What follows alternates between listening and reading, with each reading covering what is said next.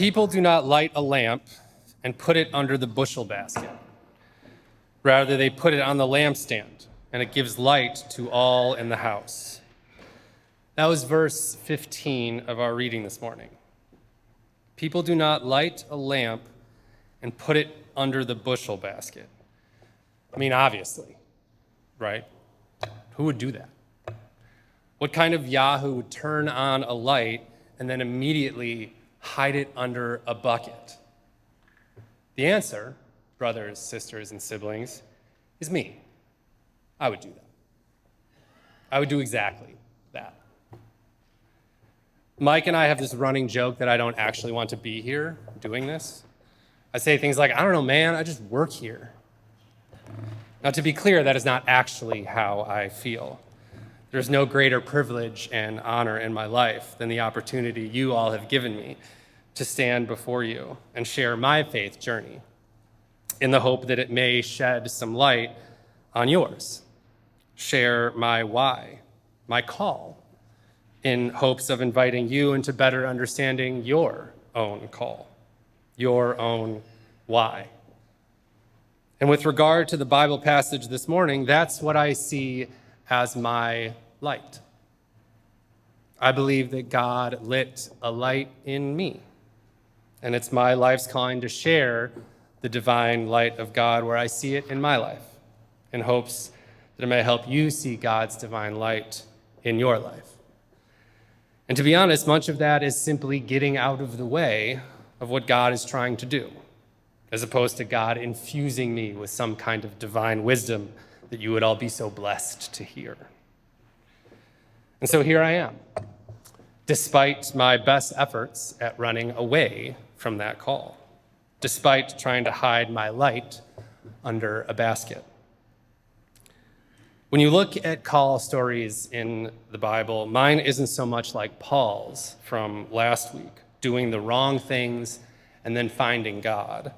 It is more like Moses, or if we're being honest, it's really like Jonah. God pointed the way all along, and yet I often ran in the opposite direction, sometimes ending up in a figurative belly of a giant fish. Let me explain. The running began early. I remember at some point in my childhood, I'm not quite sure when, but I was pretty young. It felt like all of a sudden my family went from a sometimes going to church family to an at church all the time kind of family. And I resented this. I could certainly put up with occasionally getting up early, sacrificing time with my friends, and sitting through Sunday school. But to do that on a regular basis seemed like a bit much to me. And this aversion continued. My high school youth group was really big and, quite frankly, intimidating for a freshman to walk into, especially when the kids my age weren't in my friend group. And so, like a predictable teenager, I exercised my free will and refused to go. And my mom made a deal with me. She wouldn't make me go to any meetings or work tour my freshman year. But sophomore year, I had to attend some meetings and go on the spring break work tour. Fine, whatever, it's a problem for future grant. Long story short, after that sophomore year trip, I loved the group and rarely missed a meeting. It was the one thing socially that I really did not want to do at first. And yet it was one of the most important things I've done in my life because it laid the groundwork for my continued involvement in the life of the church. It sparked my interest in Christianity, leading to an eventual religious studies major. It developed my love for the church, which immediately upon graduating drew me back as an adult volunteer with the youth group after college. And yet I really didn't want to do it initially. For those of you who know me, this probably won't come as much of a shock, but after I graduated from college, I didn't have much of a plan.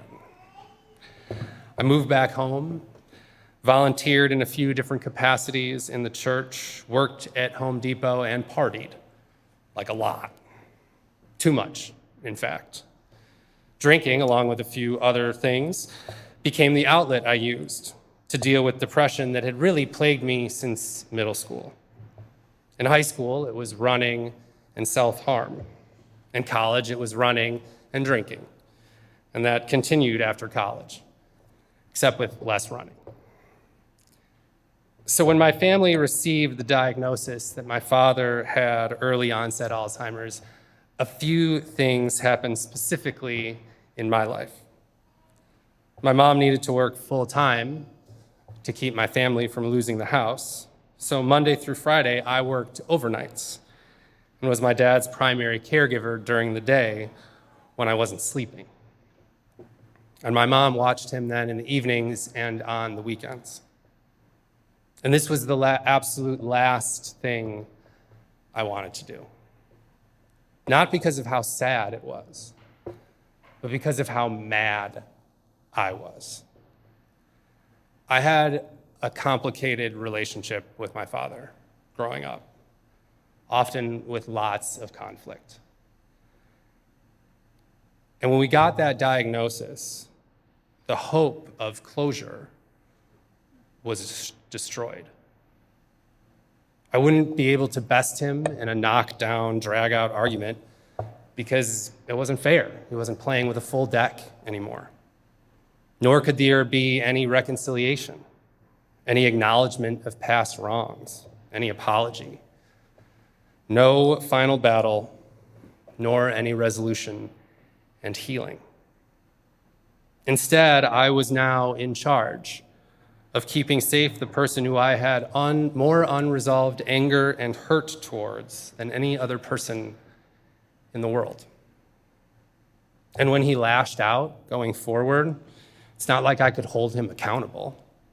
His brain was shriveling away to nothing. At the time, he was perhaps my greatest adversary.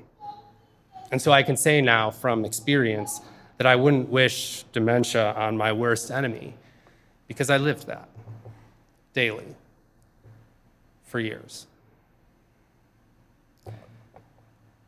Now, I want to be very clear about my next point.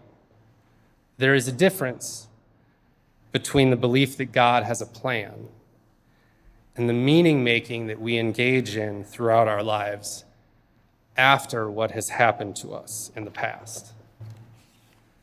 I refuse to believe that it was God's plan to give my father a terminal illness. God cannot possibly have a plan that includes that.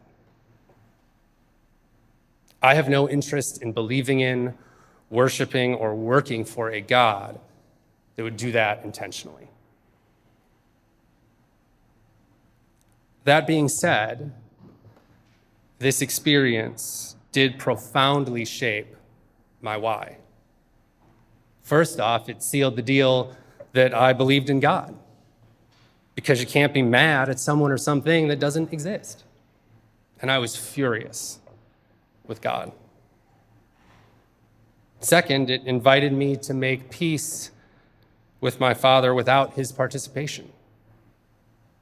I had to learn how to forgive when there is no opportunity for the offender to show any remorse, whether they had any or not. I won't know that. My grief professor in seminary told us that we assume that the deaths of the most beloved people in our lives are the most painful. Not so. He said the people with whom you were very close but had difficult relationships with, those deaths are much more difficult to experience, much more complex in the processing of grief. And the processing that I underwent and continue to work through has made me a substantially different, and I would argue better, person and pastor. Caring for my father was the last thing that I wanted to do. I really, really did not want to do it. And yet it has done so much for me. When his condition worsened and I couldn't really sleep and watch him at the same time anymore, I quit Home Depot and entered seminary. The intensity of the situation clarified for me what was important. And my initial goal upon graduating from college, which was making enough money to go out to the bar with my buddies on the weekend, fell by the wayside as real life set in. Not to say that my consumption of alcohol declined. If anything, it increased. I just had to get more economical about it, since I didn't have a full-time job anymore. $30 went a lot farther with hams and Old Crow by myself at home than it did in the bars on Clark Street. My father eventually moved into assisted living and then died, and my seminary education stalled. When I got the call from Mike about this job, I wasn't even registered for classes in the fall. I had no job prospects. I was half considering bagging the whole thing and moving out to Denver to work in my buddy's construction company. I was in the belly of the whale. I had drowned out any light God had put inside me. But the senior pastor at my home church knew Mike, who at the time was looking for a potential youth director with a little experience and a little seminary education. And luckily for me, Mike's hiring philosophy is less about who the person is and more about who he believes that person can become. And so Mike, and more importantly, all of you, gave me the chance to tilt the basket up and see if we can't get some light to shine through. And it did. All of a sudden, I had health insurance and found a therapist. I started working on all the mental health issues that I'd self-medicated through for much of my life. I came to realize that my calling in the church and my tendency to drown my problems in alcohol weren't compatible. And let me tell you, I did not want to see that. When you're talking about addiction, you can't even really imagine your life without the thing, whatever it is. If I didn't want to go on work tour as a high schooler, if I didn't want to take care of my father, if I was scared to take this job because I might fail, none of those things came close to how much I did not want to give up alcohol. But God made that clear. In fact, like Gideon, if you're familiar with that story, there had to be several, "Are you sure, God?" rock bottoms before I got the message. I do believe that God talks to some folks through prayer. I'm just not one of those people. I prefer to learn things the hard way. I often joke that after doing all the dumb stuff that I did and not winding up dead, the least I can do is devote the rest of my life to serving God, simply for keeping me alive this long. My mother frames it more positively by saying that I must be destined to do a lot of good for the world, since there must be some explanation for God seeing me through all of those interesting life choices. Giving that up, the sauce, was probably the hardest thing I've done in my life. And a little less than 6 years ago, I decided to put down the bottle for good. And I really, really did not want to do that.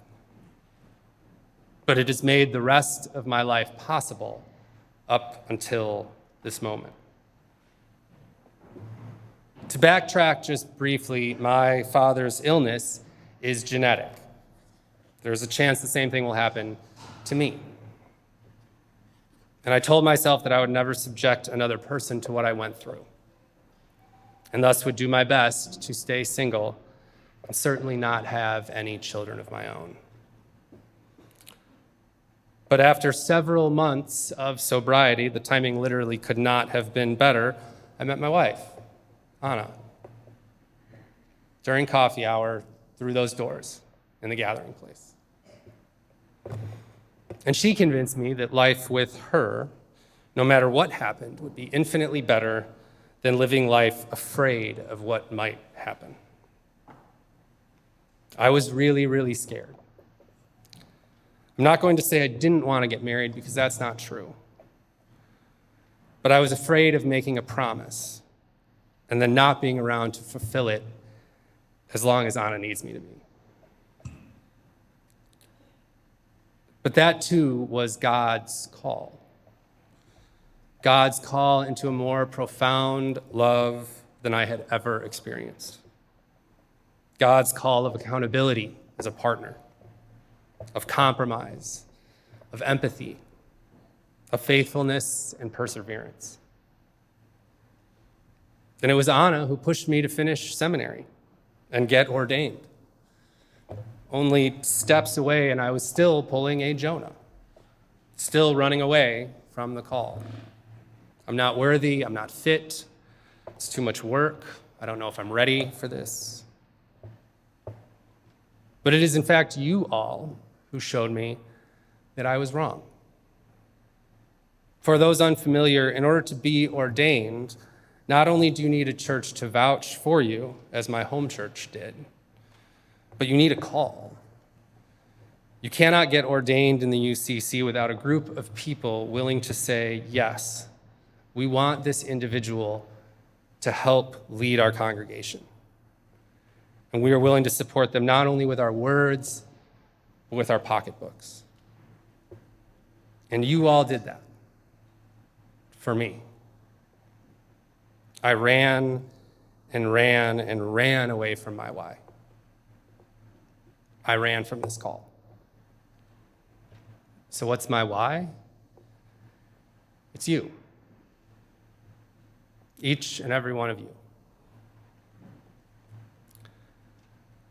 Union Church has given me employment, health insurance, and a better grasp on my mental health, the opportunity to preach, my ordination, sobriety, my wife, and quite frankly, the best reason I've ever had to get up in the morning. This congregation has done more for me than I can ever do for you. But the why, the call, it isn't about owing anyone.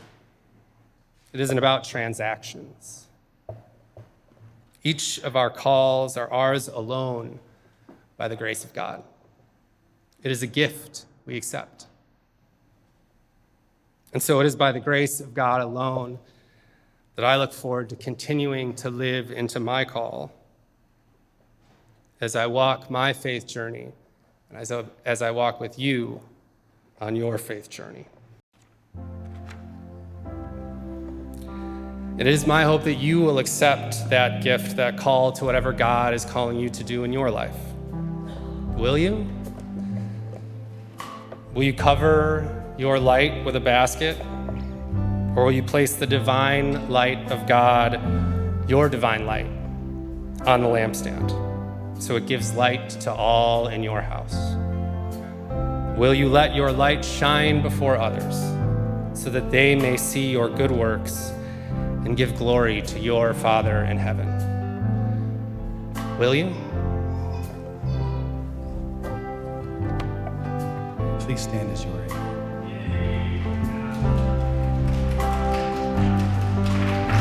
I count on one thing, the same God that never fails will not fail me now. You won't fail me now in the waiting.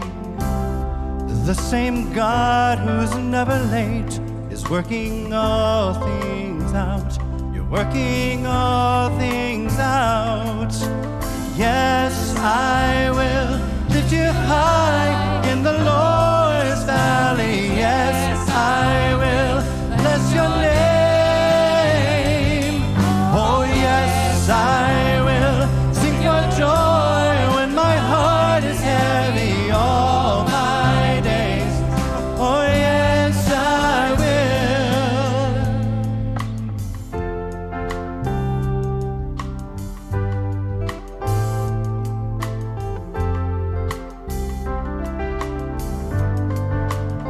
I count on one thing. The same God that never fails will not fail me now. You won't fail me now in the waiting.